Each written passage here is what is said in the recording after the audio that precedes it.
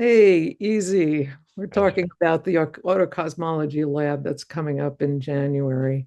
And you were just saying some amazing stuff that I thought would be important to share with other people about the lab and this difference between talking about the universe and actually really having that internal sense of being the universe. Can you say more about that? Yeah, well, I think for me, it's helpful to think about autocosmology in relationship to cosmogenetic experience. And it's something in my dissertation work that I've thought a lot about and written a lot about.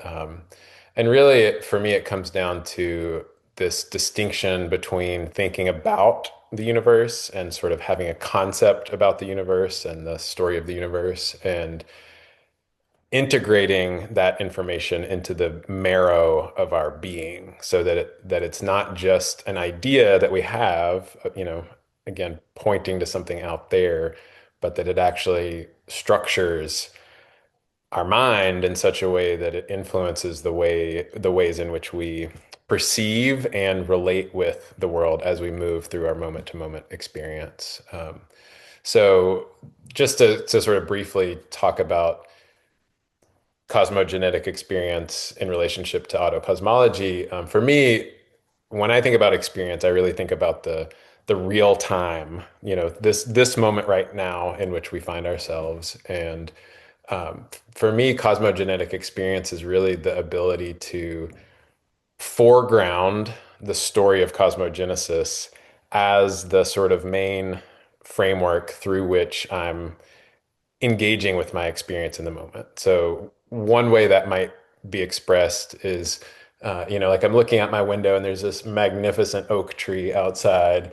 And so to experience the oak tree in the context of cosmogenesis is to recognize that this incredible being who I see right now, who's covered in snow, is here in this present moment with me and is emerging as part of this 14 billion year old creative process, but that it also has an utterly unique history, that has been shaped and sculpted by the sun and the wind and the rain and the other beings of the forest. And so cosmogenetic experience with this oak tree would be to allow something of that immensity, something of that totality to permeate this experience that I'm having sitting here inside looking out the window and just glancing at it. To let something of that fullness penetrate the texture of this moment right now. And so that's cosmogenetic experience. And then autocosmology is this process or this practice of being able to look back on our own lives and our own experience and how we've been shaped in our life and to really situate our story within the context of the story of cosmogenesis. So in a way, I think about it as just in the same way you can pick up any object like a pencil and you can sort of zoom out and find the ways in which that pencil is connected to everything, like it came from a tree and it was created in a factory and you can trace the story back and back and back and back. That autocosmology is really a focused process for hitching ourselves back to the universe. and and I think that the relationship between those two, obviously there's this story of cosmogenesis, but I actually think that as we work on autocosmology and we revisit these formative memories from our lives and we re-symbolize them or we recontextualize them with this expanded frame, that what we're doing is actually transforming the structures of our minds. And that enables us to have these real-time cosmogenetic experiences where we start to recognize, regardless of what we're doing, walking down the street, brushing our teeth, looking into the eyes of our lover, that those moments are situated within the story of everything. They're connected with everything.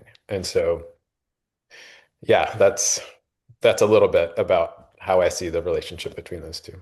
Yeah, that's so beautiful, easy. And then the emotions that come with that, the sense of awe and sort of, deep care for everything that's around us. Yeah, It comes from such a different place, doesn't it? absolutely. Absolutely. Yeah, this phrase deep belonging has been something that's kind of been rattling around in my being for a long time now, and it really derives for me from this ability to recontextualize my experience and to feel that you belong as part of the earth community, as part of the community of life, as part of the creative cosmic process. Changes everything. We cease to be these little isolated individuals living our tiny small lives, and we discover that we're so much more. And Yeah, that we still, like we were talking about earlier, Jennifer, we still have to live our quote unquote tiny lives and figure out a way to find meaning and purpose and to bring this larger perspective into that. But it yeah. really does change everything.